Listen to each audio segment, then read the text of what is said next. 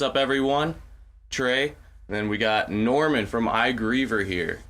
And I'm super pumped for this because we've been trying to do it for a while now. I know, just our schedules would not line up. Yeah, it's crazy. But when I was doing, we'll just jump right into it. When I was doing all my research, I had no idea how ridiculously, like, talented you are in pretty much everything. Like, you play drums. Yes. Do vocals. Play piano. Yes. Guitar, bass. I do, and I appreciate that you think I'm talented. I just enjoy doing all of those things. Yeah, that's nuts, man. Happen to not be terrible at them. Yeah. So it worked out. Yeah, let's see, because you wrote it all down. So, Cherry at the Moon. Mm-hmm. Because it's funny, because I thought I was just going to be doing Griever, so I was going, like, through all the Griever stuff, and then I saw everything else. So you do drums and that. I did drums, and I wrote songs and recorded guitar on, and bass. And bass, yeah. I recorded the bass for the full length. Damn. And then you did, when we had Yugen on here, I saw that you did drums for them for a little bit. Yeah, it's funny. That was a long time ago. It was before Yugen was actually a band, and they had found other members. I was the original drummer, and I realized that this isn't really what I want to do. Yeah. The style of music, playing drums, and then that's when they found Matt, who was a much more perfect fit. That's cool. And then we got, you filled in bass for Human Condition on the Warped Tour show. Yeah, on the show. And then you filled in on drums for Tell the Wolves I'm Home. Mm-hmm. I did. And then you played with Abyss Walker on their last show too. Yeah, I actually was in that band for a little bit. Oh, you were in that one? I played drums. Jacob was in. Yes, he was. In that as well, yeah. And then I filled in on guitar for Abyss Walker on their last shows.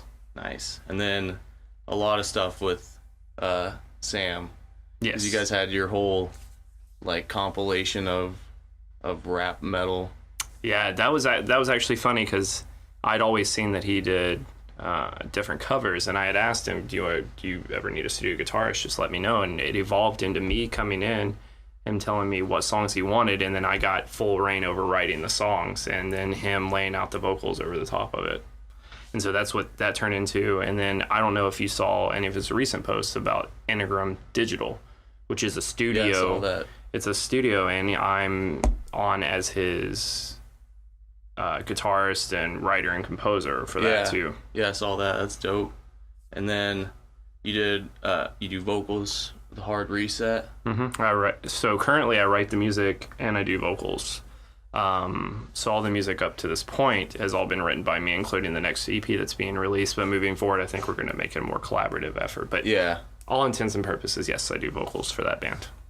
And then one of my favorite things was when you did the album art for, like, all the local bands in the Griever font. I thought that was cool. Oh yeah, that's funny because I was at work and I was bored. Yeah. So what would be funny is if I just made every band with the Griever logo. Yeah. And so that's funny that you remember that. Yeah. And then okay, so I just wanted to cover just so everybody knew how much ridiculous stuff you do, but mainly here for Griever because we're both huge Final Fantasy fans, and so Griever is Griever from Final Fantasy VIII. Yes. And then I love how it's such, like, a good idea. Where did the I come from? Okay, so when I was first coming up with names for the band, I used to have a band called Existence from early 2011, 10 to 12. And so I knew I couldn't use that name anymore because it was some of the material was from that band, and I'd always loved that name. And so I decided that if I'm going to have a name that I love just as much, I'm going to have to pull it from my favorite Final Fantasy game. So I chose Griever to begin with, and then I looked, and I did a Google search, and I looked, and there's another band called Griever.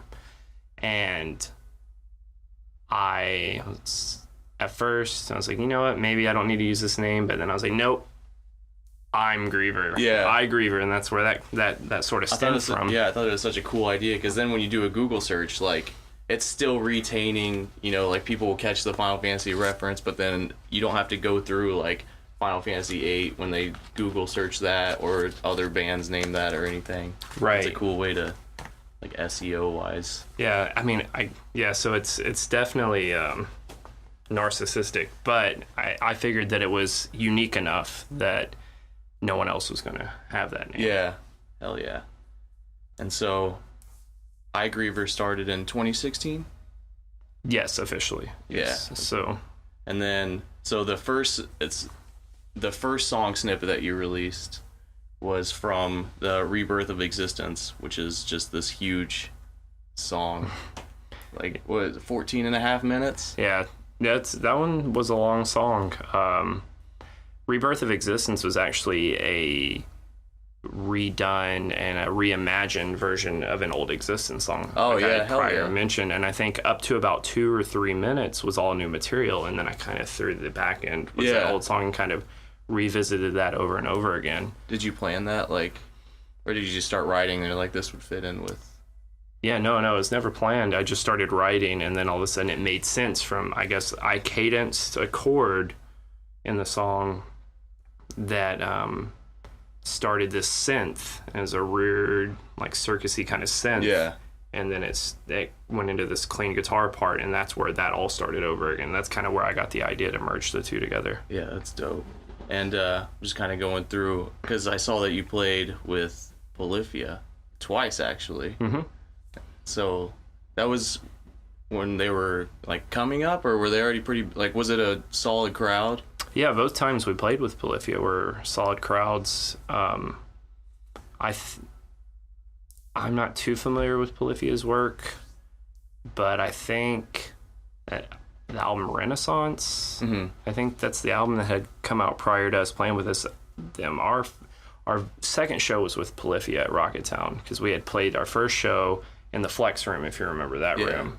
And then our second show was with Polyphia, and then I think a year later, almost exactly a year later, we played with Polyphia again, but at Rocketown with, I cannot remember their name. Their drummer's name is Spencer, and he plays in Inferi. I don't know why I can't think of the name of their band, because they're such nice guys, but yes, we played with Polyphia twice. Yeah, that's dope. And Trigger was on the second one. Yeah. Then that means we played with them.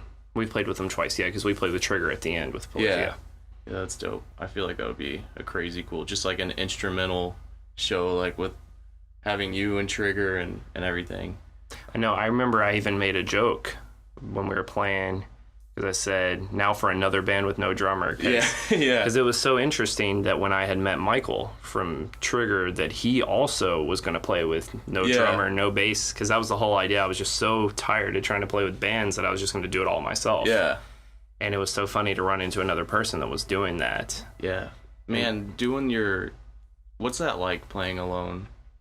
I feel like the nerves have to be way more than, because when you have a band, you kind of have people masking. You're probably way better than me. I mean, you are, but, like, it's just like when you have, like, the band, it kind of, if you screw up, like, it kind of masks it, you know? But, like, when you're alone, it's everybody's focused on you. Yeah, it's, luckily for me, I've never really been a nervous performer. I think I just get so caught up in doing what I'm doing that I kind of forget that they're there. Yeah. And I'm just so focused on what I'm playing. But you're absolutely right. It's more important for me to be on point with what I'm doing, because tracks aren't going to mess up. Yeah. They're not going to hit a wrong note, or the drums are going to mess up. So I definitely have to be playing all the notes, because at first, before I had the other guitarists with me, I would play with backing guitar tracks. So if I messed up on a note, you're definitely going to hear it. So I definitely had to have everything I was doing precise and accurate, and practiced all my songs as much as possible. For sure. That just seems crazy to me. But yeah, and so Shane, he joined, was it in 2016, like late 2016? Yes, he was actually the other guitarist in existence. Yeah, because I saw something where because you lived with him and BJ. I did. Yeah.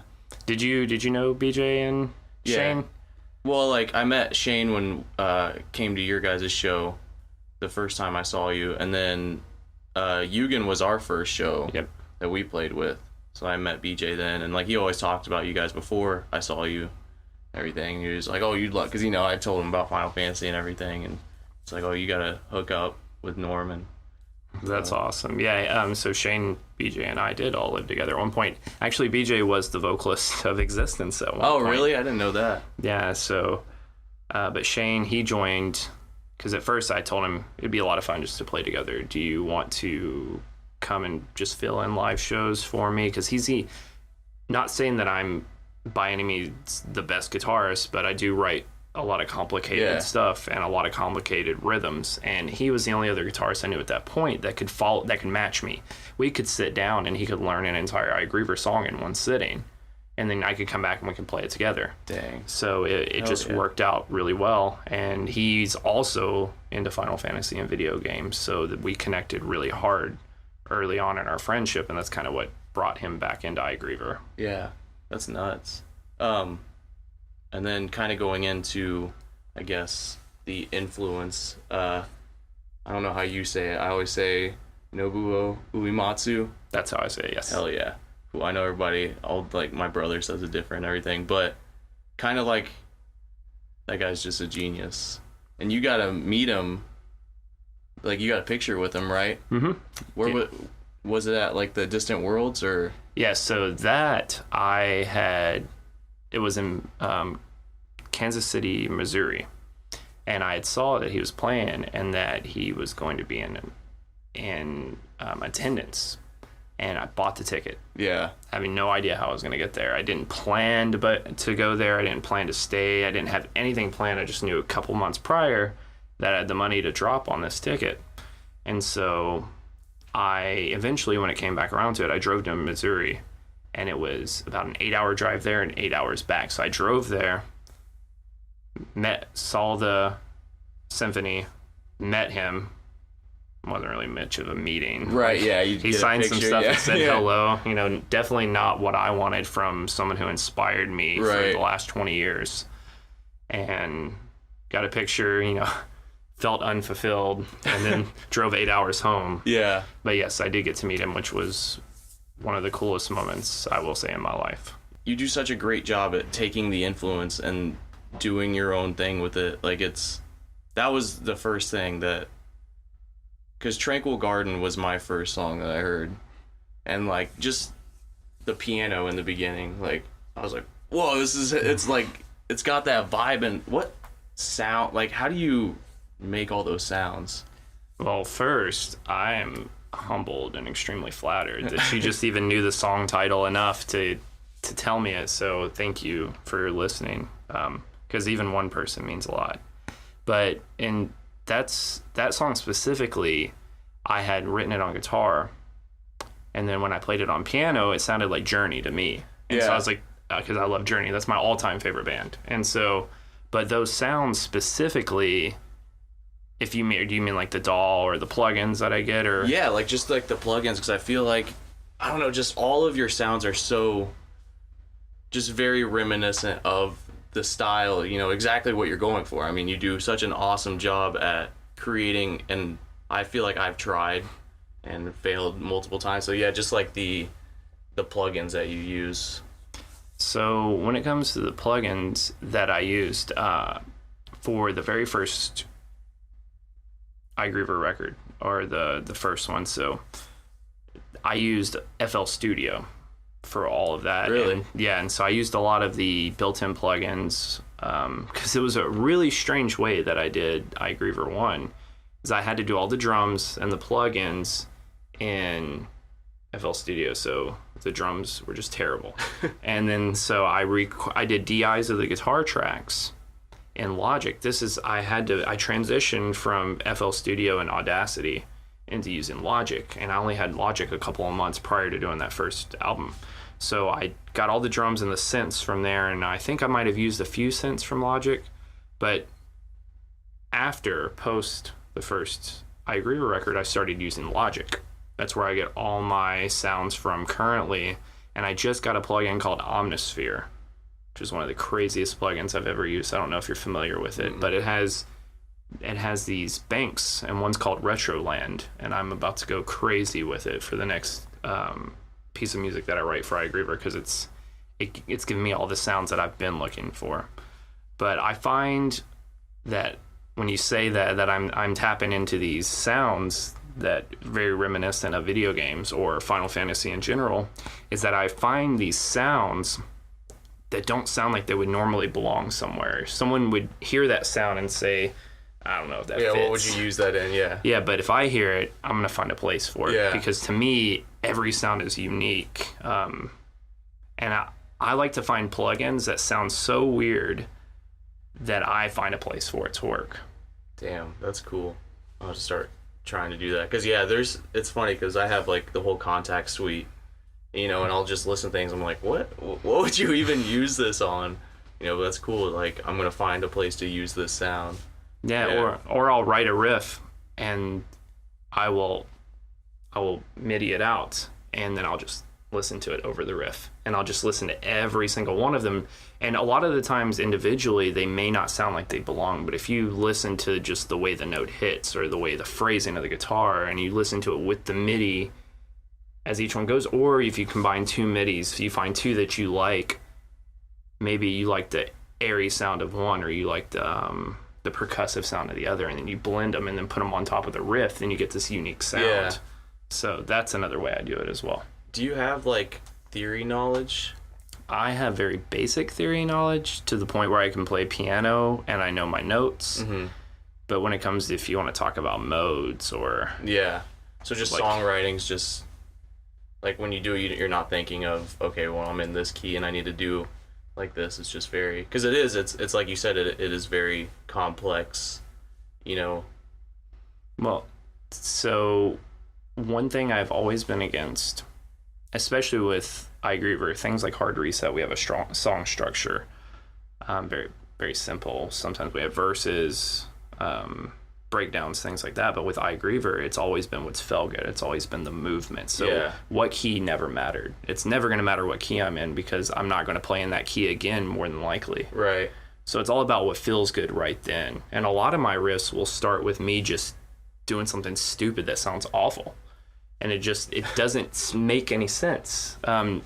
Nobuo used a lot of chromatic notes. Yeah. And that's one of the things that I took away from him that I love so much, are chromatic notes. And one of his biggest influence was Elton John. And Elton John played a lot of blues and jazz. Yeah. And so I can only assume that's where he pulled from. And then all my chromatics come from him. So when it comes to writing riffs and things of that nature, it would always be something starting that sounds just so silly, like you wouldn't normally do. Yeah. Like, you don't want to start a riff that you've already done before. You just want to do something silly, and then that bursts this entire riff that might build a song. Man. So. Yeah, that's dope. And then I thought a really cool thing, Nick Cross put vocals on one of your songs, the Burning Building. Mm-hmm. Yeah. What was that like hearing? I was just flattered. Yeah, I know. So it's just somebody doing it out of the blue just because they're like, this song's dope. I was just beside myself. I said, you took the time to put vocals over a 7-minute song with no structure. Like, you have to go piece by piece, by movement by movement. That being said, there's a repeating part in that song. I just thought that part sounded so cool, I had to do it again. Because I'm sure when you write music, there's like a section of your song you're just in love with. Right, you're like, yeah. I love this part of the song. And he sent that to me, and I just thought it was so cool. And it was funny because he was with Grant Robinson, if you know who that is. He plays bass in a band called Oblique, and he plays bass in a band called Widowmaker. And he used to be in Cherry at the Moon. And he was actually going to do vocals over it. And he told Nick, he said, I can't do it. This is too technical. I can't do it. It's too complicated. Yeah. But when Nick did it, I just thought it was so cool. Yeah, it was just interesting to hear, you know, because especially when just everything else is instrumental, and then just hearing somebody do that, I thought that was a cool thing that somebody did. But that's just kind of just everybody you know, and I thought that was probably the most interesting thing when I was going through and like researching. It's just, you're such an integral part of Nashville's like music scene. I thought that was just really cool, like just how you connect with, you do so much around here, and it's just, I mean, I've only been here for a little bit, and our playing live shows has been very small, and so it was just like cool to see, you know, like Eugen's always talked really highly of you, and then, you know, I love just all the Final Fantasy influence, but like really seeing everything and like just doing stuff with other musicians is really cool. Yeah, well, I really appreciate it. If anyone even takes the time to say a good word about what I enjoy doing, it's that I really don't have words, because I don't see what I do as that big of a deal, because I love doing it. I would do it if no one heard it. Right.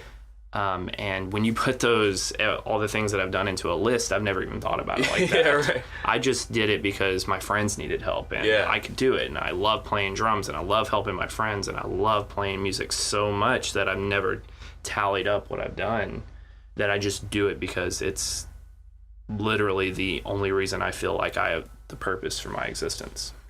So it's really cool when people say nice things. It's really, I don't have words. And yeah, it's awesome. I mean, it really, from an outside perspective, like, it is really cool. And so I wanted to talk about the EP that you released, and that was this year, February of this year. Yeah. I thought it was super cool how you did the Heavens, and then Zone 1, Zone 2, Zone 3, and then the Abyss. And I just really wanted to dive into Zone 3, because I think that song, that's probably my favorite song that I listen to.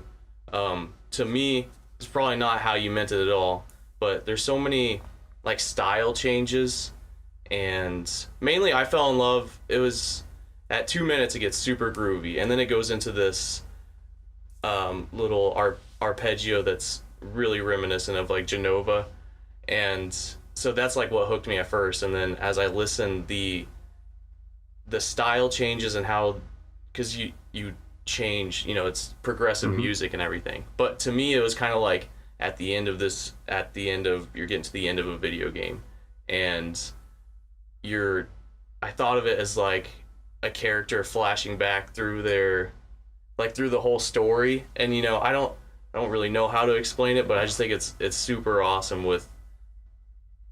because of the style changes. It's like they came back to a part in the beginning, or like something that happened in the very beginning of a journey, and then like here's the middle, and just like showing the different like moods and feelings. And that's just like what I took from it, and I just thought it was incredible. Well, thank you. Zone 3 is actually happens to be my favorite off the EP as well. So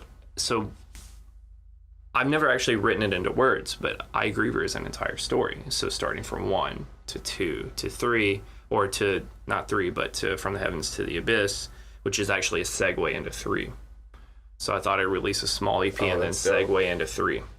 Are you gonna release on October 3rd? Like the previous two? Yeah. See, that was so funny, because I was actually going to try to release them all on October 3rd, but I didn't get around to it that year. But all of the parts that you were mentioning in Zone 3, because what it was doing was that EP was detailing the dissension. He basically, the main character killed himself. So that's what Expiration of Existence leading into Epilogue Alone in the Universe is about, is him making a decision if to kill himself or to start over again, which it's so convoluted. Yeah. It's just to sum it up, just to kind of leave you on a cliffhanger, it's him wanting to kill himself, or on I Griever 2, it looks like a platform with a door, a portal. Yeah. He's standing at this door, and he can either kill himself or walk through the door. That's what that platform is for. And he steps off, and that's where he goes into the Abyss. Or the Heavens is kind of his dissension, and then Zone 1 through Zone 3 is him. And he's pretty much having flashbacks and reminiscing about his life and the choices he made, and going through all these feelings through these different zones. So Void of Nothingness was where he finally accepted that that's where he was going, and kind of was movements through his thought processes. So I'm glad you picked up on that, because that's what that entire movement or that piece was for. Yeah, and I love, I would call it like rock and roll, like old rockabilly, kind of, just that whole little section. I thought that was, I don't know, you just do such an awesome job. It's just really cool to hear the wide range of influence. You know, it's like you can hear the metal, the prog.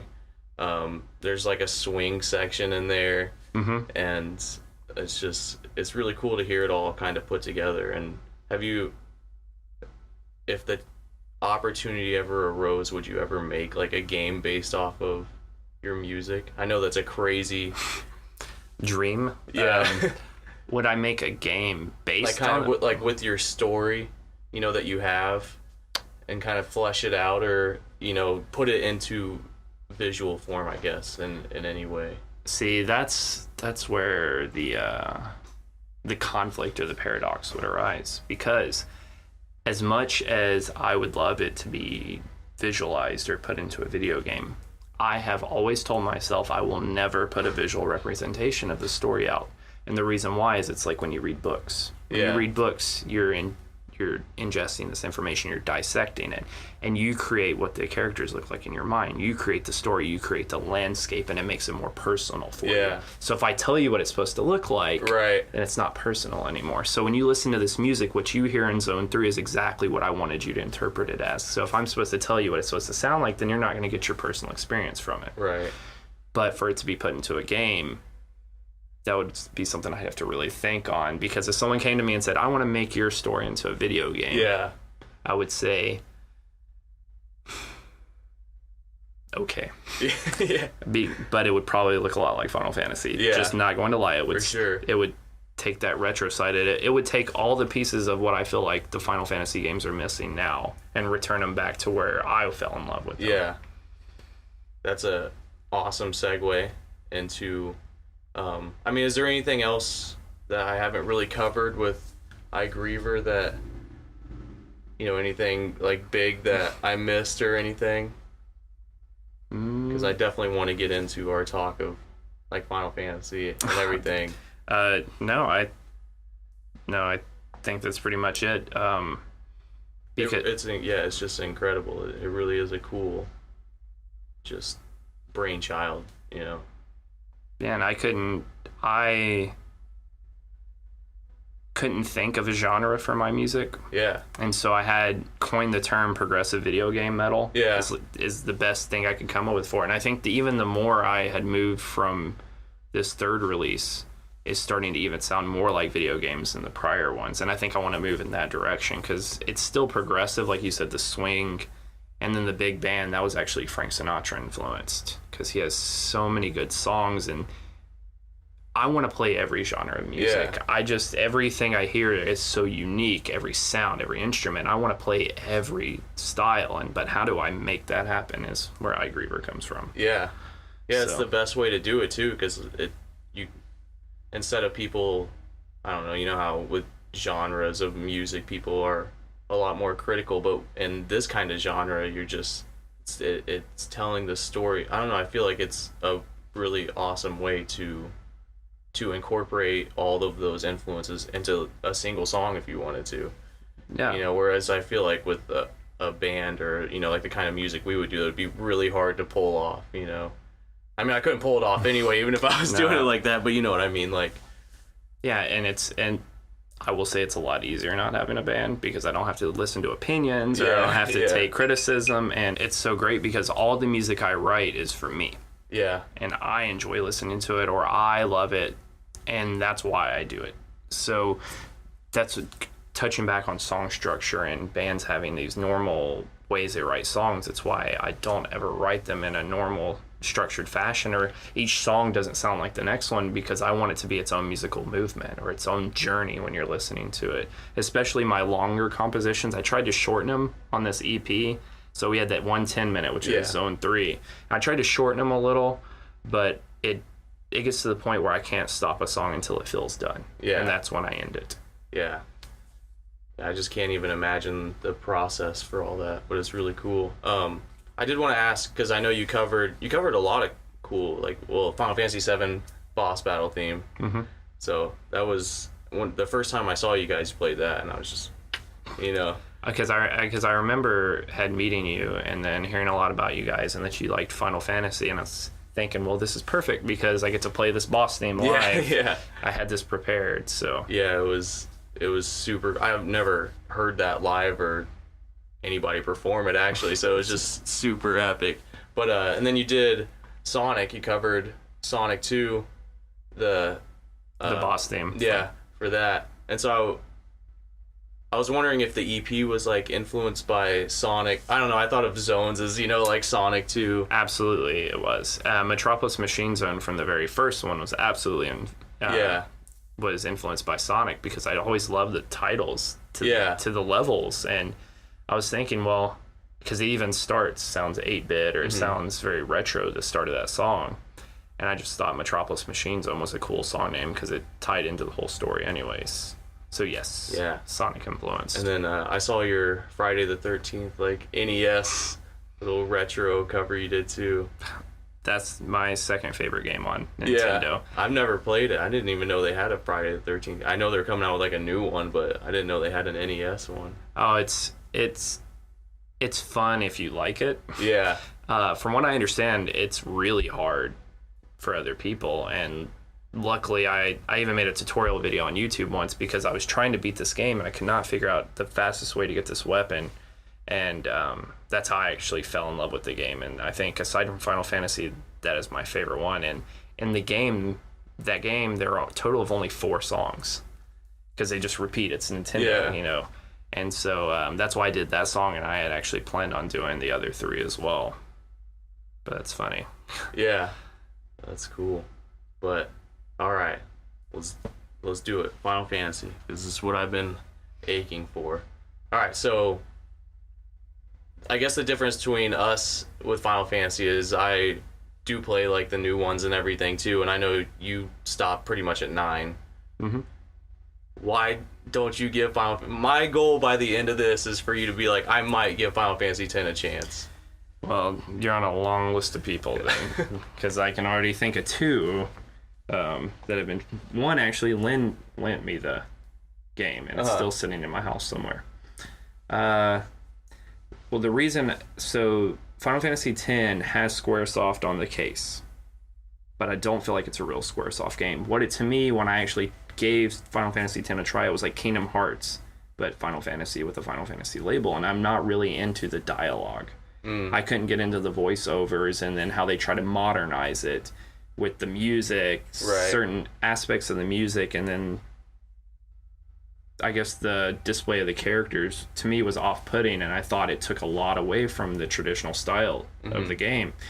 And that might be me being a snob about it. No, I mean, that totally makes sense, especially when you talk about, with your music and you want people to... It's like, because with the old ones, you have to kind of create their voice and who they are and fill in, even though the PS1 games had a little bit better graphics, but you still kind of got to fill in, like, what they looked like and how they sounded and everything. So I get that for sure. And character development, in my opinion, when you do it so personally, I think gives you a level of attachment to the game, such as I got a much more personal development from playing Final Fantasy VIII. So I think with the dialogue and then everything that it changed into, and it wasn't the traditional form of the game for me, it was kind of like it was okay to stop there and then just live back here. So I don't hate on anyone for wanting to play these newer games. I just know where I should draw the line. Right. Yeah. To hold your love over the franchise. Because I get that. I remember when Final Fantasy 12 came out, and that was the first one where it really deviated from turn-based, which I'm still all for turn-based. And I was very cynical about it. But I actually just replayed it, and it's a good Star Wars game. And then 13, it's super linear. But 10, I guess for me, 10 was my favorite because it was my first one. So that's probably why. That was Shane's first one too. That's his favorite. Yeah, I think it's just, especially I was 7 years old and I got into Final Fantasy because my uncle and my brother loved it, and I beat that game before they did, and so it was just like this, very nostalgic thing too. I was 7 when I played Final Fantasy VII. It came out that year for the first time. Oh, really? That was the very first one I played. Man, I feel like that one's harder. Did you beat it like when you were 7, or did it take a couple of years to... I beat it when I was 7. But it definitely was difficult. It taught me a lot of my reading comprehension. Yeah, for and sure. It definitely enhanced my vocabulary and my understanding of language and the way people Yeah. talked, even Barrett's dialogue and his dialect, and it's sort of strange. And I didn't understand why it was written the way it was. It was supposed to be a display of his character or a portrayal.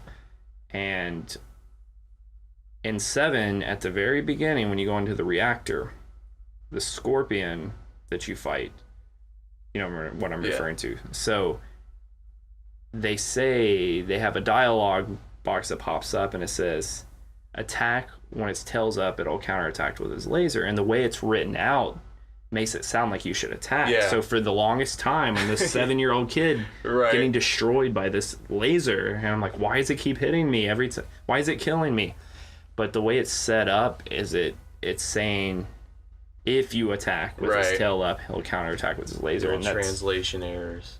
Yeah, so that was my first encounter of it being difficult when I was 7. But from there on out, it was just it's an immersive story that I just got sucked into. Oh yeah, for sure. I remember my first time with Final Fantasy 7. That was the one I played after 10, because that was my brother's favorite. So I got into that, and he kind of showed me the materia system, and I swear I didn't truly learn the materia system until I was like 14, like how to pair everything, and because you can do crazy combinations with it.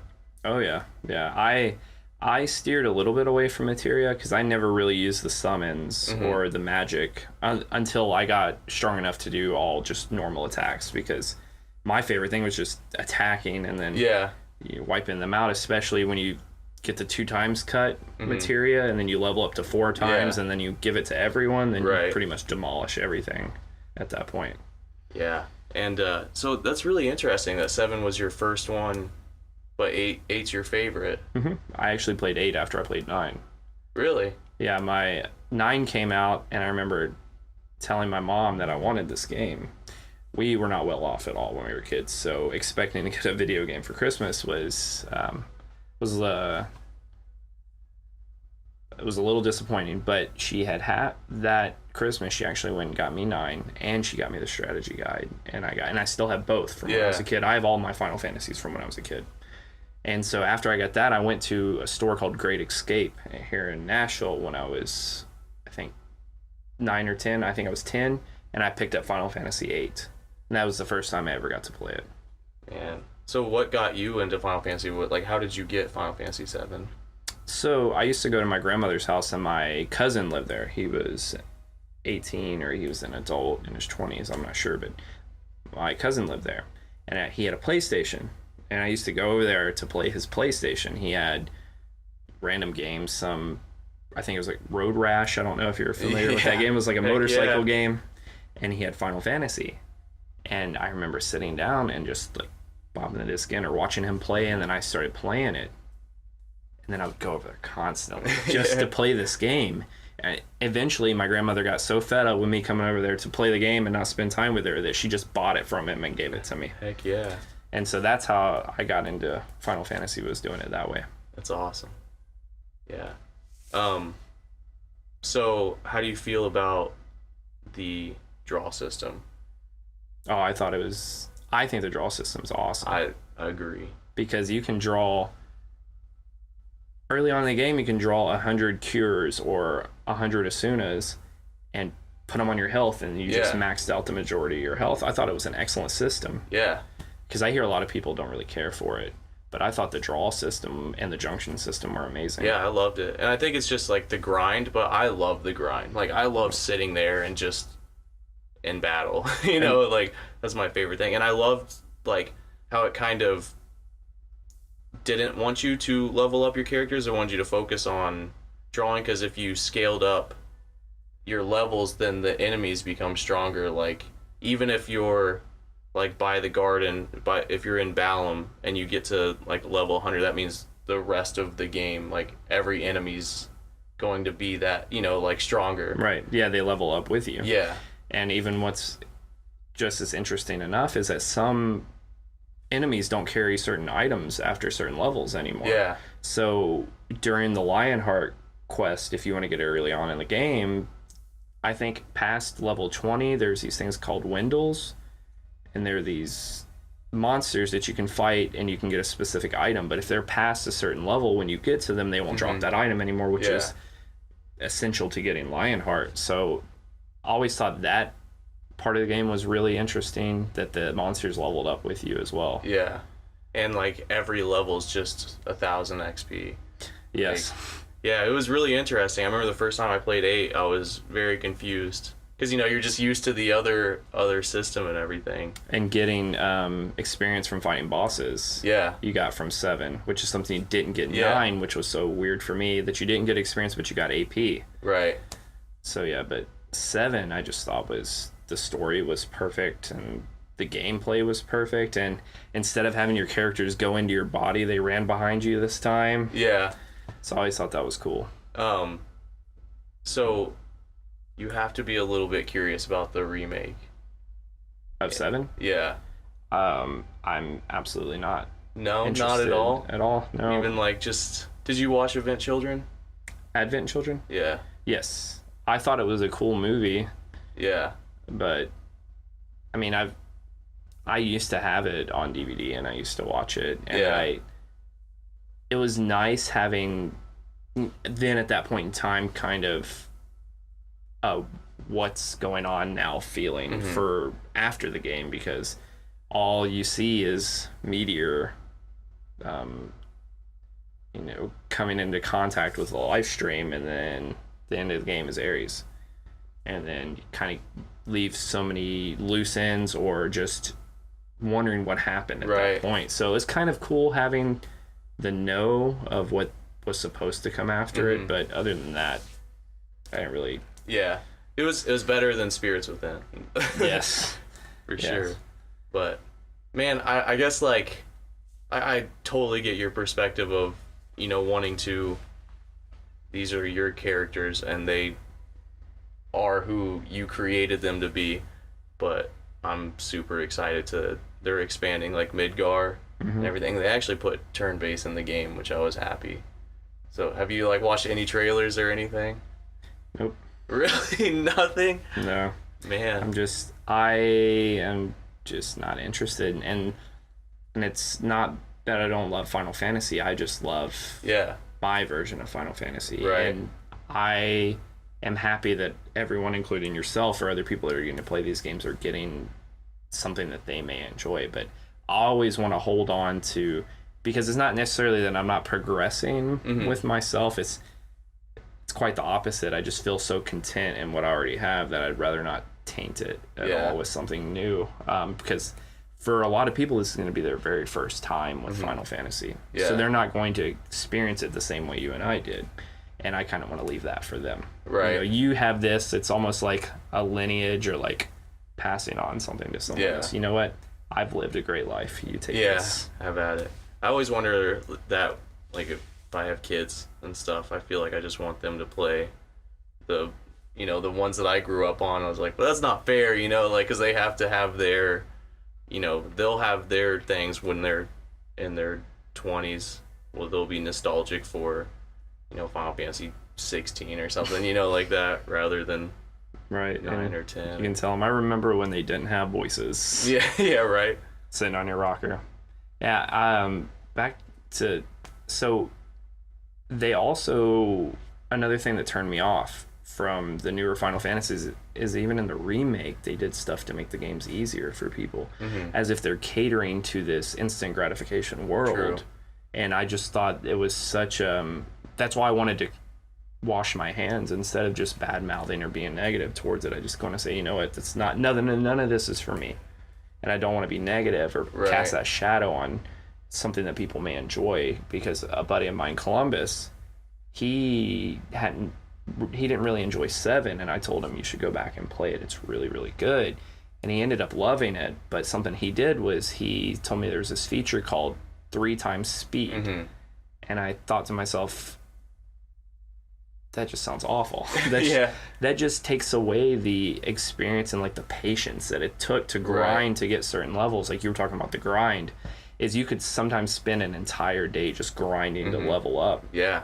And I felt like that took it away, because you're just trying to rush through the story. You're trying to get to the end when the whole reason for Final Fantasy was to enjoy every segment, every section. All the side quests and the side quests are my favorite part. Yeah. So, I love becoming overpowered. That's my favorite thing about Final Fantasy, honestly.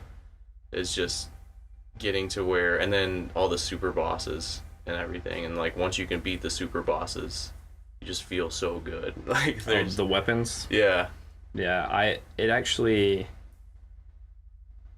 The weapons were my favorite part. I think they were a lot easier in 8 because you could use Holy Wars. Yeah. And you could use Aura to automatically get your limit break. But unfortunately for Squall, he doesn't really cast Lionheart unless he's low on HP. Yeah. But in 7, those weapons, you had to be a little more strategic, in my experience. Yeah. I don't know. Did you beat the weapons in 7? In 7, there was... Man, when I was 14, I went through and replayed it again. I replayed them all when I was like 14 to 17. And I just remember it's a Ruby weapon was the worst experience for me. Like I just get triggered thinking about it. I remember sitting there for so long and I couldn't figure out, I just Knights of the Round, man. That was kind of. I know you said you didn't really use summon. Well, it was Phoenix and Knights of the Round was the only one I used because I would have to use them for the weapons. Yeah. So if you were to look at my materia slots, if you were to go through all my summons, none of them would be used until you get to Phoenix or Knights of the Round. Well, I would sometimes just use them because I thought they looked cool. Yeah. Like Knights of the Round was so cool. Bahamut, however you pronounce it. Bahamut. Yeah. I say Bahamut. How do you say so Shiva and Ifrit? I say Ifrit too, yeah. See, it's even weird. I don't know if you've ever done this, but when you're talking about Final Fantasy, you say some of the words out loud that you would say in your head and they sound weird. Right. Like certain names like Nibelheim. I've never really had to say that out loud, or it could be Nibelheim. Yeah, I say Nibelheim. I always thought it was Tifa, but I guess it's Tifa. Oh, weird. Yeah, I've always said Tifa. I've always said Tifa. That's gotta drive you nuts. That's how I am with Final Fantasy X, because they don't say his name, because you can rename him, you know? So I've always said Titus. I named my dog Titus and everything, and then they came out and said his name was Titus, and I can't... But we both agree it's Aerith, right? Always said it. Yeah, it's Aerith. So, even then people say it's Aerith. Yeah. Or Ares. Yeah. I always said it was... I mean, when I was a kid, I always said Ares, but now I say Aerith because it just makes more sense. You have a guitar named Aerith, right? Yes, that pink and blue one. Yeah. Yep. Yeah. Yeah, I saw that, and I was like, okay. Because I know some people it's Aerith, because I get that it really is, in Japan, but it's like, I'm sorry that I played the game where her name was Aerith. I can't, just change it. Right. Because that's how it is. I never even changed their names in the game either. I was never that person that would change the name of the characters. Yeah. With exception of Final Fantasy on Nintendo, because they didn't have any names, and you could only use 4 letters per person. So eventually, I think, did you ever play the original Final Fantasy on Nintendo? Fantasy 1? On Nintendo? On Nintendo, no. I had it on my phone because I downloaded it. Oh, the remake, kind of like they had on when they did Origins, where it was 1 and 2 for PlayStation. Yeah, I had 5 and 6 on. I can't remember what they called it. Final Fantasy. There was Anthology. Anthology, that was it. And then they did 4. Then they did 4 and Chrono Trigger. 5 and 6, and then they did 4 and Chrono Trigger. Oh, really? Yeah, because bundled together. Because it was the first one was Origins, and then was it Anthology was 5 and 6, and then they had 4 and Chrono Trigger, which I am really embarrassed and disappointed that I can't think of what that's called, but it was something like that, where they bundled those 2 together. I don't know if you've ever played Chrono Trigger. Oh yeah, it's such a good game. Oh yeah, it's an incredible game. Squaresoft was, I think, perfect. Yeah, I think that's it was just so good when they merged and they did Square Enix. That's where it lost me, because Squaresoft was perfect. And it's still there. Like, I am still, the storylines were, I feel like that's what they're really missing, because it is story for me as well. Like, gameplay is great and all, but if it's got an amazing story, I think that's why I do love 10, because the story is really good. But that's kind of where, like, 15, man, I waited for that game for so long, and it was just, it could have been a good story, and they just screwed it up, and so I agree, Squaresoft always had these incredible stories. And then I'm a huge Dragon Ball Z fan too, and Toriyama did, like, artwork for Chrono Trigger. Yeah. Oh yeah, and I loved Dragon Ball Z growing up too. I think that was really the only anime I ever got into. And when I first played Chrono Trigger on Super Nintendo, because I had it on Super Nintendo, and I always thought he looks like Goku. Yeah. Their hair looks so similar. And then, getting older and seeing names kind of pieced it together for me. But did you play Chrono Cross? I have it. I haven't played it yet. Yeah, it's really good too. I also have, do you have any of the original Final Fantasies in the cases? I do, actually. I have, so in 7, if you look in the booklet, there's an advertisement for this game called Saga Frontier. Oh, really? Never played it. It was a Squaresoft game. I saw it in the booklet, and I saw it at the store, a game store one day, and I picked it up. I haven't tried it yet. Yeah. But I just bought it because it was made by Squaresoft, and it was in that booklet, so it has to be good. Yeah, right. But I have the originals. I don't keep a lot of things. I'm a minimalist as a person. If I don't use it, I get rid of it. But I have this box of old video games, and it has all my Final Fantasy, my original Final Fantasy on Nintendo, and my strategy guides, and my 151 Pokemon cards, and a booklet all in order. Like, this is like my youth box, yeah, right. My childhood, all stuffed in a box that I'm going to take with me and be buried with because no one's getting it. But I think when you were talking about the stories and something that's missing, is it dying? No. Sorry. Don't be.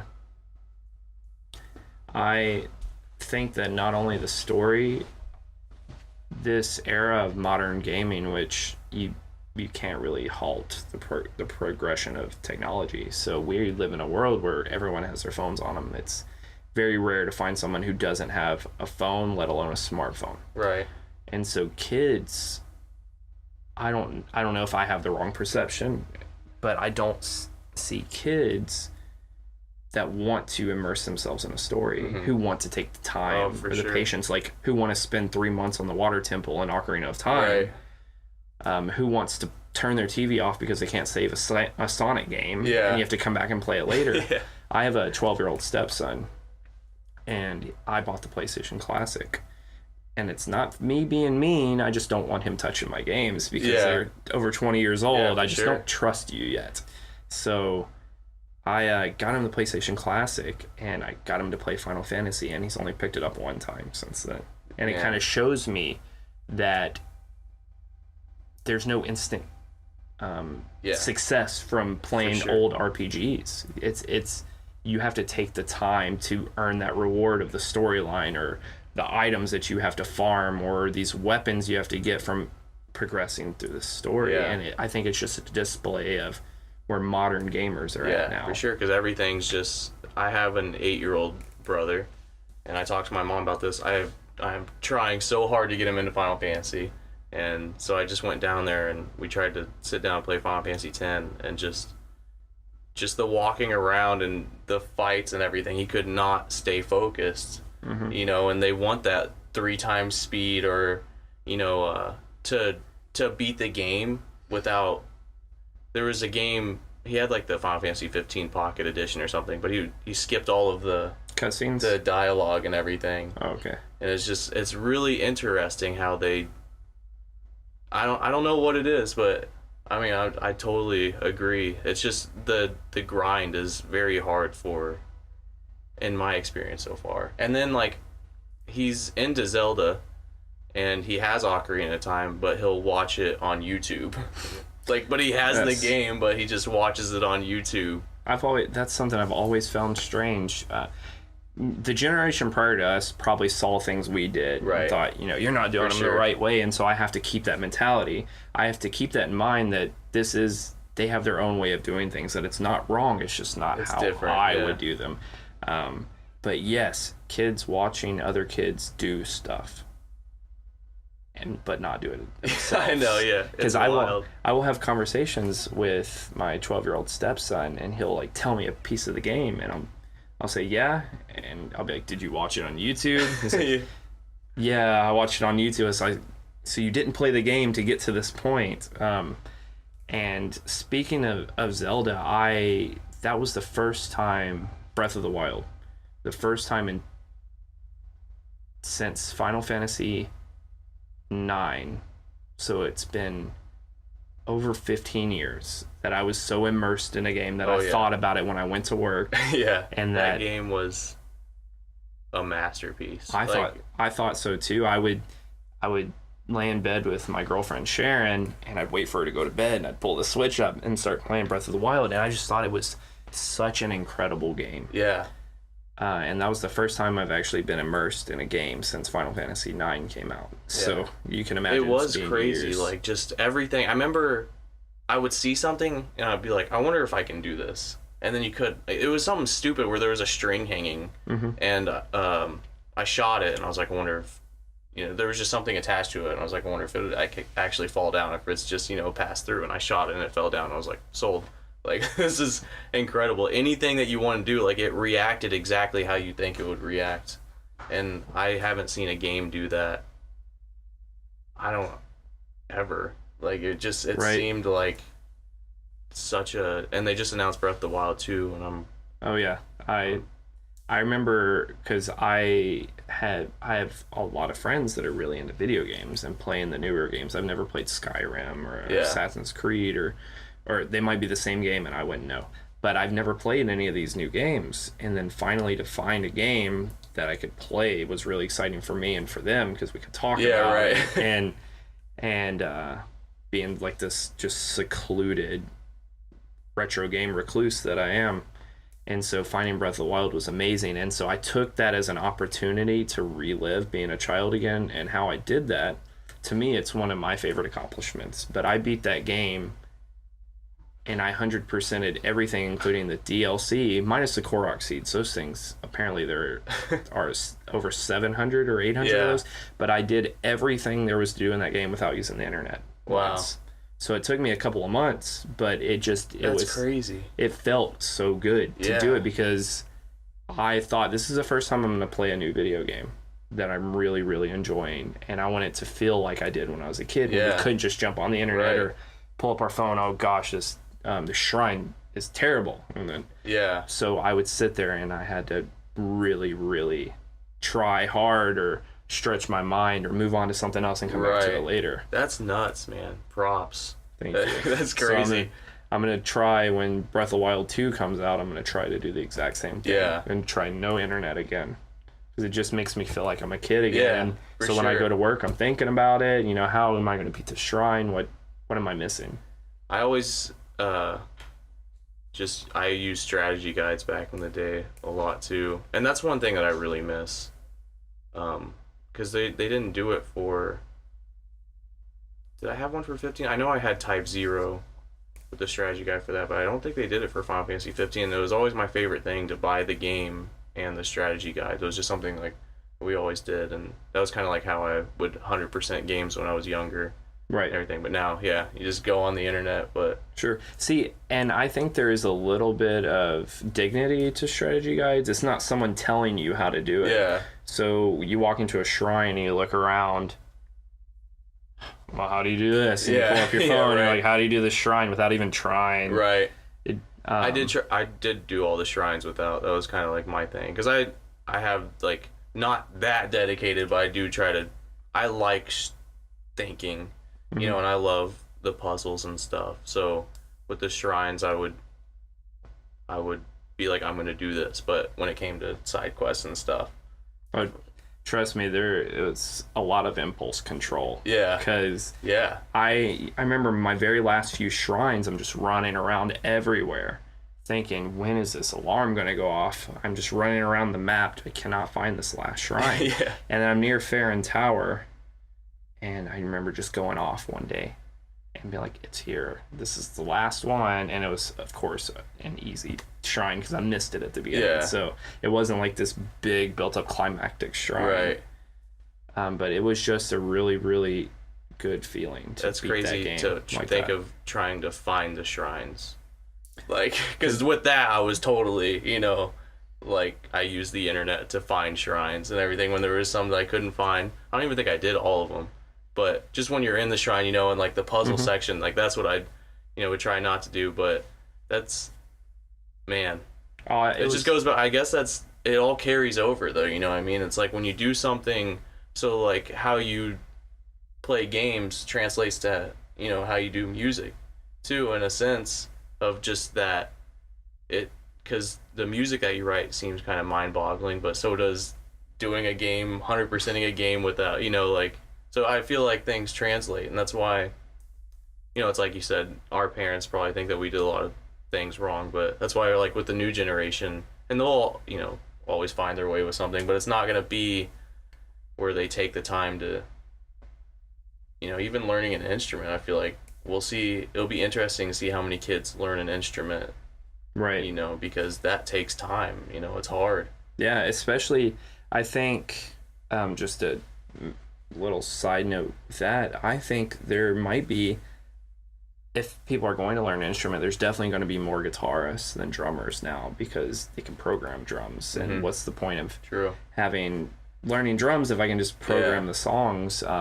And even now and I don't mean to say this in a condescending way because I don't do it, but there are Guitar Pro writers. I don't know if that's how you write your music or not, but I write with my guitar in my hand, or I write playing piano. I think it really shows your limitations. It really shows what you feel is translated through your body and your feelings. Sure. But I know a lot of Guitar Pro writers who write music through Guitar Pro rather than the actual instrument themselves. Yeah. And so it's really interesting to see this progression of how music is for this next generation going forward. So I wonder if anyone's going to pick up instruments, because now you can just do everything. You can do guitar now with MIDI.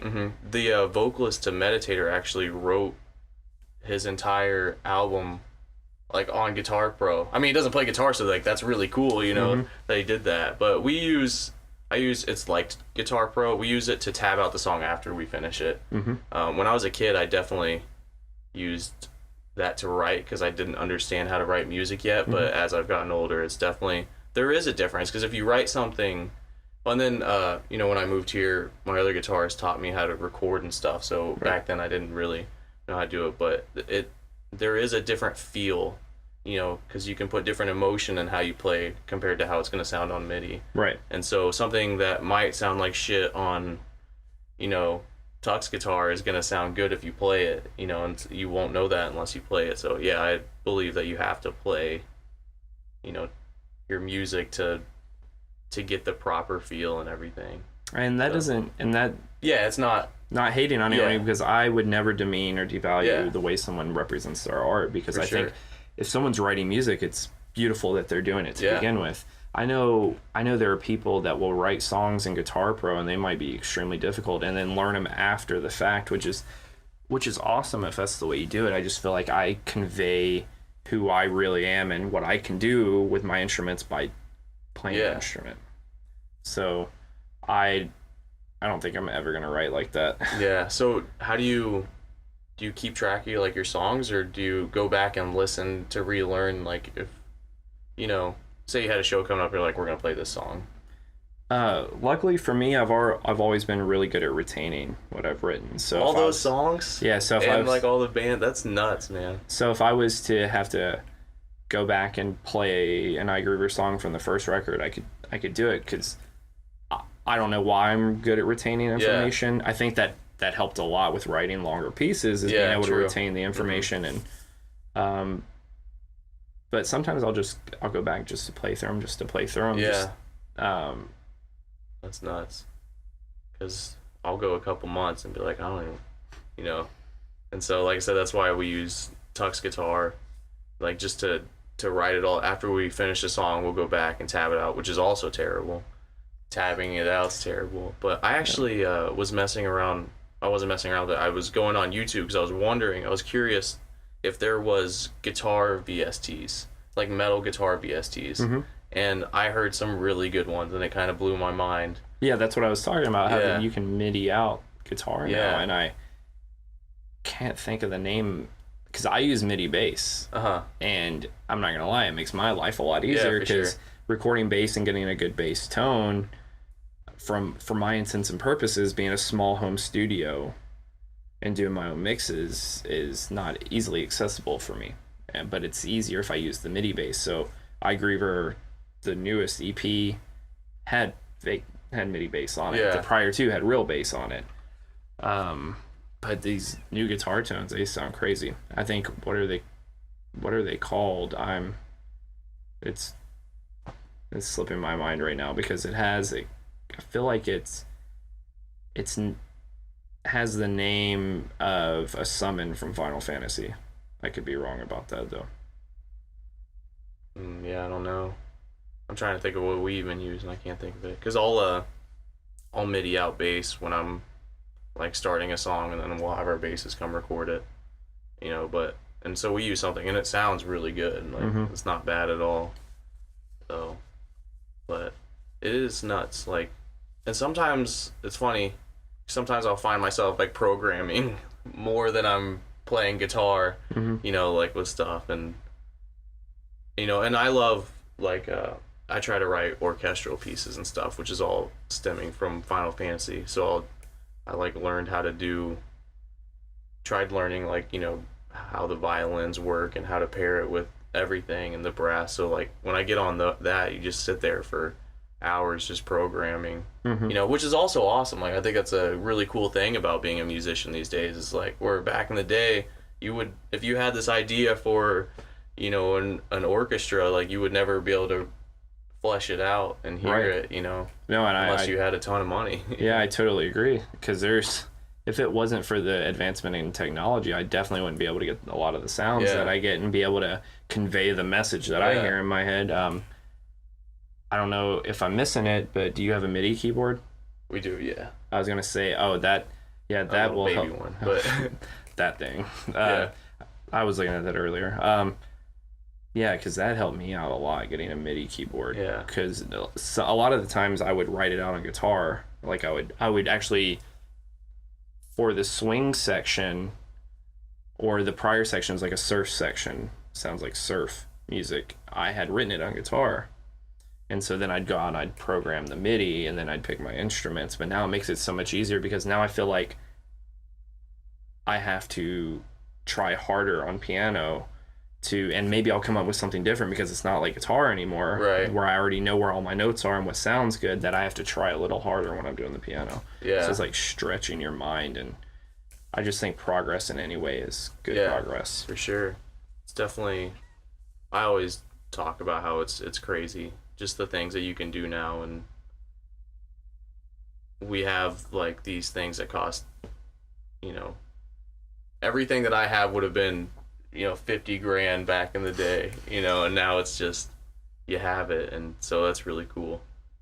So, yeah, I think it truly is remarkable that I did the last two Griever records at my house. Yeah. It's something nuts. that you couldn't have even imagined doing unless you had, a lot of studio equipment, even in the early 90s. Yeah. And we've progressed so far, and we've learned so much. I think technology has really benefited us. I think it certainly can take away from certain aspects of music and writing music and learning instruments, but I definitely think it has benefited me. Mm-hmm. Yeah. So I'm sure it's benefited you, and I'm sure it's benefited a lot of musicians. Yeah. And I think retaining, like, just understanding it's kind of like what you're saying. Everybody has their own process, and anybody creating music, that's great. But retaining, like, the grind of things, always in a sense, and not trying to, not play your instrument to do something. That's one thing I actually have to catch myself is, like, practice, because it's so easy to like, just get distracted with other things. And so I feel like that all ties back into, that's one thing that I've always, like, tying it back to like video games, is I feel like Final Fantasy, just RPGs in general, like really helped set it feels good when you work for something, and those yes, and so I agree. Yeah, like that's just, one thing that I've always gotten from it, and it is a thing that I miss from the newer games because they are really easy.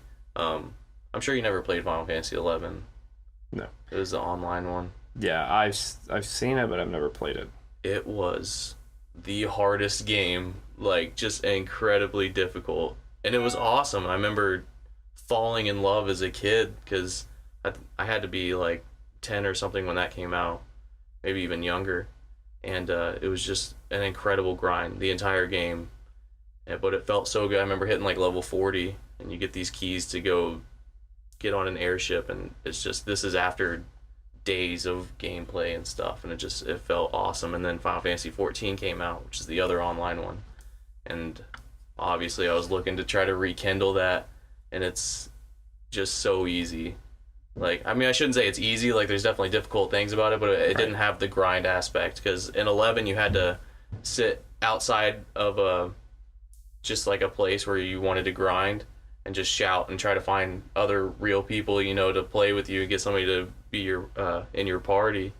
And like they took that away from 14. That was my favorite aspect of 11, was getting to know all these people and just sitting there for, I mean, you would sit there for hours just fighting monsters, and there's just always these good feelings.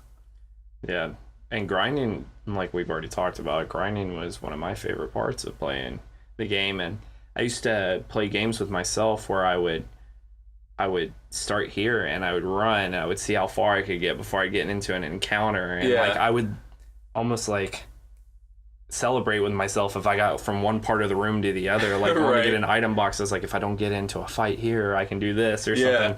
Just some really silly things. True, but even the newer games I've heard, they turn the encounters off. Mm-hmm. Yeah. Well, like, are you gonna get Final Fantasy 8 on the Switch? Maybe.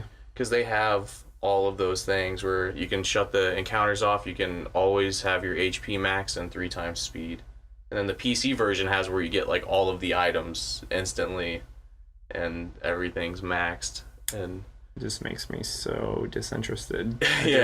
Just don't push the buttons. It's a good test as well, because that was kind of my thing. Because I just got it. I haven't played 8 since I had it on the PS3. And so the last time I played it was when I was 17, and so I've been waiting, and I'm incredibly excited. But I was like, I'm not gonna push the buttons. Like, that's just, man, I was appalled when I heard about all of that. I don't know if I'm if I'm an elitist when it comes to it, or I'm a snob. I just feel like it just, and I have to remind myself that even though they're remaking these games, these masterpieces of games that we fell in love with, they have to cater it to the market, the audience. Like, they're definitely going to sell the games to people who fell in love with them, but this new market of kids who might be experiencing it for the first time, they know that these kids are probably not going to want to sit and spend 3 months on a game. Right. And a good example is in-game purchases. Yeah. When you can buy stuff with real money. I know. That you would have gotten in the game by playing the game. Yeah. And I don't have any new games, but I know there's a whole thing with EA, and then people being upset on Reddit about this. Just put in legit slot machines into the NBA 2K20 or something like that. It's like gambling pretty much, and they're like getting these kids, but it's a huge cash grab for the companies, and people do it because they lost interest in grinding, and it's easier to buy something. That's why I never play mobile games. Because it legitimately does not allow you to grind to get those things. You have to buy them, you know? Yeah, exactly. And so that's kind of where I am okay with not moving forward. Yeah. I mean, when I played Breath of the Wild, I bought the DLC because the game's so good. I want to keep playing. Right. Did you beat the DLC? I didn't get the DLC for it. I had it on the Wii U, and then I lost my gamepad. So Breath of the Wild was on the Wii U? I didn't know that. Yeah. I didn't know that. It was a cross-gen for that, so I had it on the Wii U, and it was cool. I mean, like, because you had which I guess it would probably be this, no. Yeah, so the gamepad was actually like your map and everything, and so that was cool on that.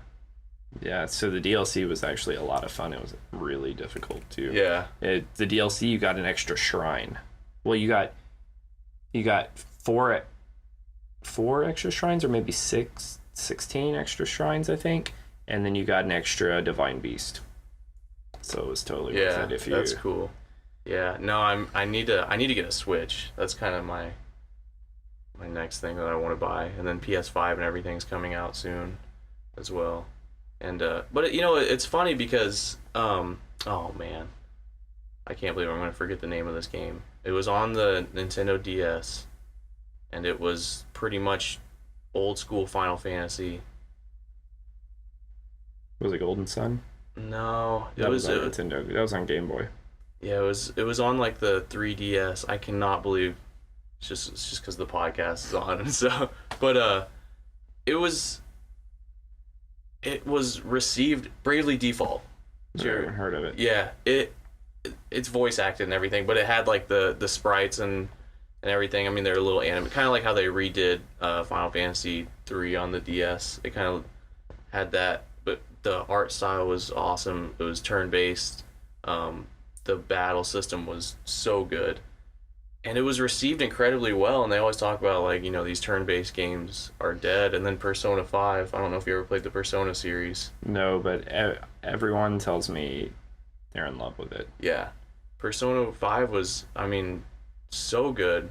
And see, that's what I keep hearing. I've heard it from every person that's ever told me that they played it was one of their favorite games of all time. It was just awesome to play like a real JRPG on the PlayStation 4, because I don't really play games too much anymore. Like, I played God of War, and I thought that game was incredible, but Persona 5 was like one of the big highlights for me on the PS4. And it's just funny because they always talk about these, like, they have to be all modern and everything, but these games still do well. Mm-hmm. Like, they have their market, but I guess it's not as profitable as, like, Final Fantasy 15 went action. Yeah. And that was very hard on me, and it was so easy. Like, it goes back to what you're talking about. Like, it was just incredibly easy. Even the super bosses were, like, not incredibly hard. Yeah. Yeah. Do you think kids are going to want to sit and cast Knights of the Round 200 times? Yeah, right. Just mime it, and you just have to sit there and watch it. And then just hope the last one you do kills Underwater Weapon or kills Ruby Weapon. Yeah. God, there was something that we were just talking about just then that just slipped my mind that I don't know if it was the instant gratification thing, but I feel like we really have moved away from the immersive story, but everything these days, it's instant gratification. Yeah. So why wouldn't technology, especially video games, move in that direction? I deal with it on a daily basis. I work in a medical clinic. People hand me their ID, and immediately after they hand me their ID, they're in their phone. Yeah. Like, you couldn't have waited until we were done with our interaction to pick your phone back up. So it just kind of shows me where the world is headed and the attention span of people, and having to always have a screen in front of their face at all times. Yeah. So it just makes sense that the world is that way now with video games. I'm hoping that there's kind of a resurgence and everything. I was really happy with, like, Final Fantasy VII Remake, because it's action based ish, but once your ATB fills up, you go into turn based mode, and that's how you do all your materia and everything. And I thought that was cool that they put that in there for the people who liked the original and stuff, but you don't have to use it, and I imagine most people probably won't, and that sucks. And they'll probably have data on that, but I can't imagine Final Fantasy ever going back to turn-based or anything. But something that I saw recently that it really just makes me not want to play new games. I was watching someone play the Switch, and they were playing the old Super Mario, the first one, and they fell and died, and then they just rewinded the screen. Oh, really? And went back. And went back like a VCR, pushing rewind, went back to before they fell and then kept going. And I thought to myself, no wonder no one's patient anymore. Yeah, for real though. Like, It is crazy. But like I said, like I imagine the next generation is gonna find their way in something, and it's just gonna be something that, you know, as our parents probably think of us, we're probably a little bit more instant gratification and always kind of move that way. But just now technology's changing so fast that we're seeing it happen a lot, a lot quicker.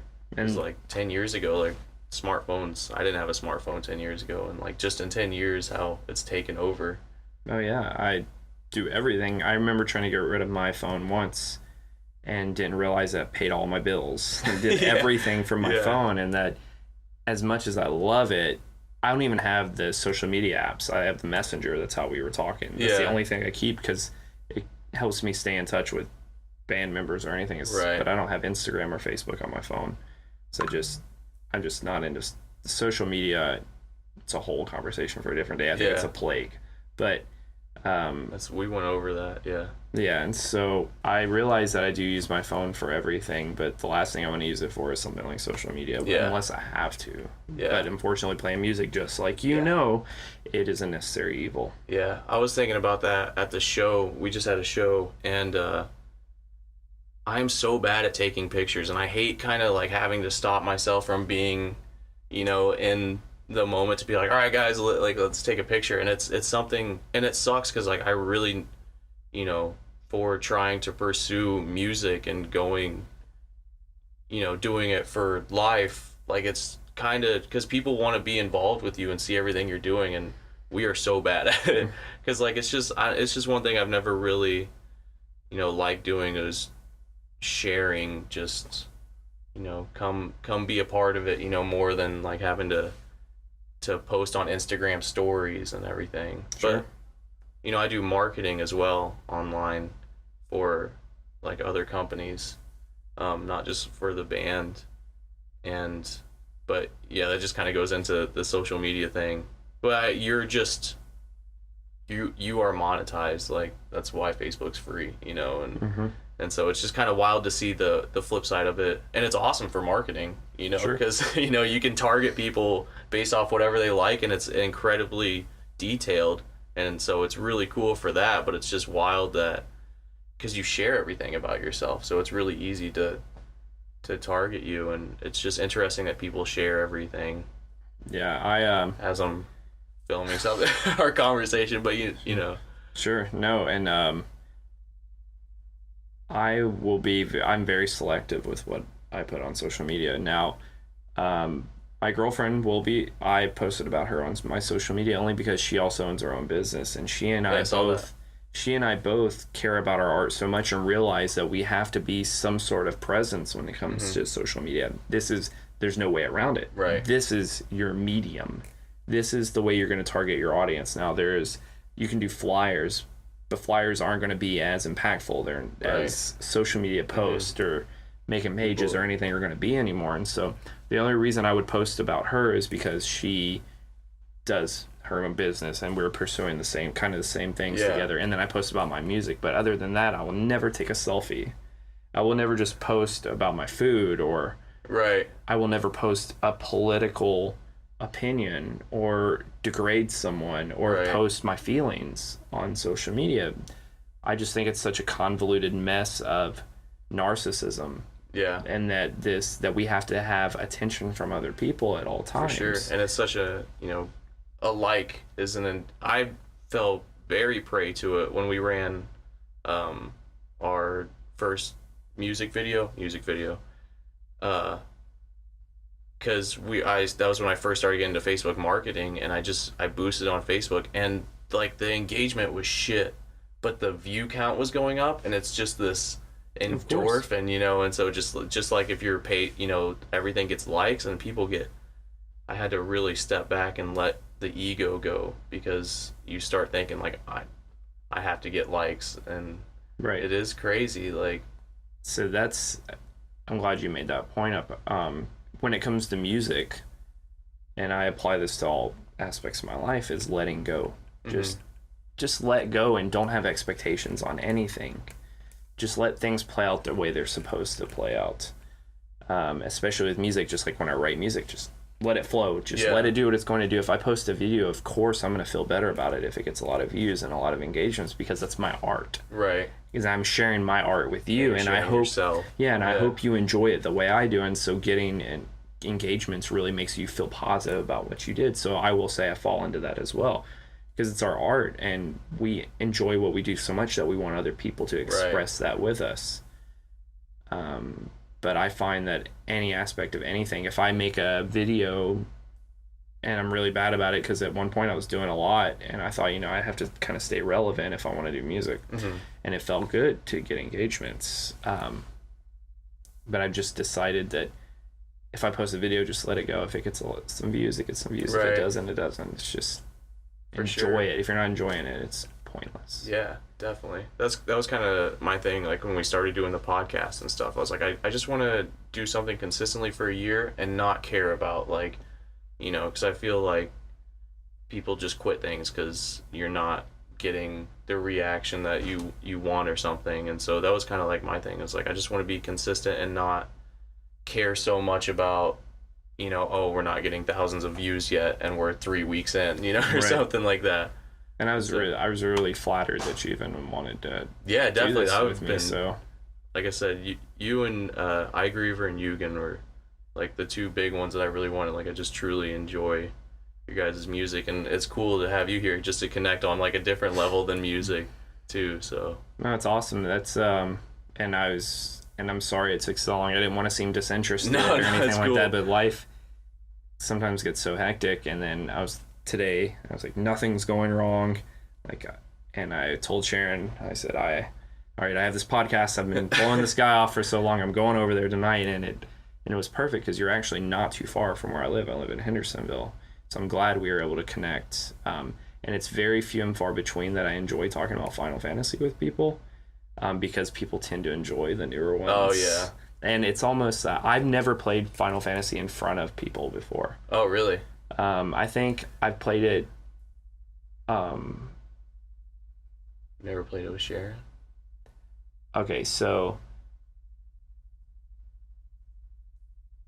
there was adult substances being taken, and so a little inebriation going on, and I was like, Sharon, you should see the end of these games. I was like, they're incredible. So I popped in 7, 8, 9, and I just went to I have so many save files. Like in 7, I have a save file right before Ares. You go into the temple and you lose Ares for the rest of the game, but I have her at her Great Gospel, her Limit Break, and her Final Weapon. So I have a save point for that, and then I have a save point at the end of the game. And so I was like, you should see what it looks like when I beat these games. So I go in and fight Sephiroth at the end of 7 and do 4 times cut on him twice, and he's dead. So it's always the best is when you're like, this is how good I am. It's so funny, and it's because at that point I've progressed so much in that game that I had to slow down when I fight bosses. That I have to take my time and enjoy it, because if I go too hard on it, then I just eliminate them. But it's interesting to have gone back and showed someone who's never played them, like just looking at Final Fantasy VIII, the end of it is its own acid trip in itself. The ending to that game is so wild, and it's awesome, and I love the story to 8. Like I think it's super cool. Just imagine making those graphics and being like, you know what? Let's do it like this, and then like, look what I have been working all night on. Just like, this is the end of the game when you beat Ultimisia. And she just explodes, and these colors are everywhere. I can only imagine what it was like for her seeing that, and then like going to Adia and Sid, like, through that whole section and seeing all the time skips and everything at the end is very wild. So, or is that right before the end when Squall? Yeah, it's Tarxedia. Because he's like traveling through time. Yeah, he's going through. Yeah. Oh, I'm so excited to replay this game. It's the best one. It is by far. I love it. I say by far, but 9 is incredible too. 9 really touched me on a deep level because it was almost reminiscent of the childlike aspects of Final Fantasy. Because 6 was... Did you play 6? Mm-hmm. 6 was just funny. Like, Kefka was an idiot. He cracked me up. Like, with this dialogue, how they would write noises and words out, and you'd have to just say them in your head, and it would just be so silly, and they'd make jokes all the time. And 9 was kind of the same way. 8 was more on the serious kind of storyline. It had its funny moments. Right. But 9 got that childlike aspect again, and I really enjoyed that. Yeah. I always thought I loved 6 though as well. That was the first one that I actually beat of the like Nintendo ones, and I thought the story was really good in that. I actually haven't never beat 1 through 5. Like, those are the ones that I have. I've played most of them. Like I said, I played 1 on my phone, but it's hard for me to play on my phone for some reason. Like, I'd like a controller. But 6 was, like, I just thought the story was really cool with just the separation of God, slipping my mind, but of the, oh my gosh, Terra's, because she's half ancient, like, not ancient, but and I love, like, just the story of separating where humans can't be in contact with them, and all these issues, and the ending of that game's really cool too. Oh, the floating continent. Yeah. And there's a monster on the floating continent that's really, really hard, and he's an optional boss too. I can't think of the monster, but 6 I thought shared a lot of similarities to 7. Yeah. Like Celeste and Eris, I thought were really similar. And then the opera, like the first couple of notes of Eris' theme and the opera song are the same. Oh, really? If you go back and listen, maybe we'll go back and listen now, but yeah. 6 was incredible. We didn't even really get a deep dive into the music and everything, so I wanted to talk about all that, because one of my favorite things is 10's probably the most prevalent one that I know, but what the end of the game, he takes the melodies from many different songs and kind of compiles them, like to Xanarkin, and then the Hymn of the Faith and stuff, and the end of the game is just this big epic. That's always been like recurring melodies and stuff across songs. I always think that's really cool. That's I will say to Xanarkin is really good. Yeah. I do like that song a lot. I would listen to acoustic versions or piano versions of it, because I thought it was a really well composed song, and I'm pretty sure it's by Nobuo. Yeah. So but that's in I, Griever, I do that a lot too. Motifs, like in Zone 3. Well, in Zone 3, there's a touch on 2 different songs. There's a part where it all drops out, and it's a synth, and that's touching back on Lunar Pandemonium from the second, but it's a different phrasing of that. And then I did the exact same thing at the end, where I used the main riff from I Wanna Die at the very end from I, Griever 1. So I do motifs a lot, and I do that because of Final Fantasy. It does it so much. And so moving forward, I think what I'm going to do is, because the end credits always had a combination of all the songs together, I think the next release I do, one of those songs is going to be a mashup of all the music from the prior 3 somehow orchestrated together to work. Yeah, that would be awesome. I hope I can pull it off. We'll see if I can pull it off. For sure. But, man, it's just about to die, but I could definitely keep going on. But I just appreciate you having me. Dude, thank you so much for coming. Thank you. Yeah, it was awesome. We'll have to do another. We'll try to get Jacob on, and anybody else who likes Final Fantasy, and just have like another big like talk about it and everything. I'm always down for something like that. I've never had a group Final Fantasy discussion, but that would be fun. With you. Yeah, it's just I don't know. It's just a big part of me, and that's why it was just so exciting to learn about this moving here and hearing about you. I was like, oh, that's so cool. Yeah, because it's the biggest influence in my life, and music is my life, and so Final Fantasy influences every aspect of music. So I get it. Yeah, totally, for sure. But all right, well, that is a wrap. So thank you again so much. Thank you. So, did you want to shout out? There was 2 things I wrote that you should shout out. Well, you already did the Integrum Digital, and then Twin Elements. That's it, right? Yes. So my girlfriend, she owns two businesses that she has. She is a licensed massage therapist, and she also created this product line called Twin Elements, which are right now she's working on roll-ons that contain all organic materials, and they have essential oils and CBD. So it's really concentrated on the infusion of CBD for stress relief, for healing properties. And so she created a line of these salts that were bath salts that were specified to different needs for people that were CBD infused, that were really, really cool. And I have the honor of helping her with her company. That's crazy. And I get to write her music for her videos and stuff. So if she has music in her videos, it's because I got to write all that music. And, Hell yeah. And I even take Final Fantasy influences and put it in her music. It's very more like mainstream sounding, but I get to throw my little pieces in there. But she's incredible, and creating your own line of products, that's awesome. Yeah, and so she's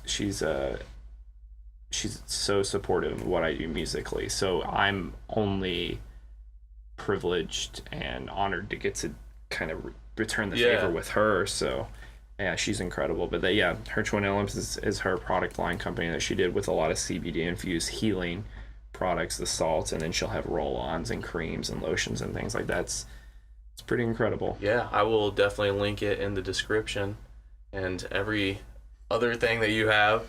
I appreciate it. People check it out, so for sure. All right, that's it.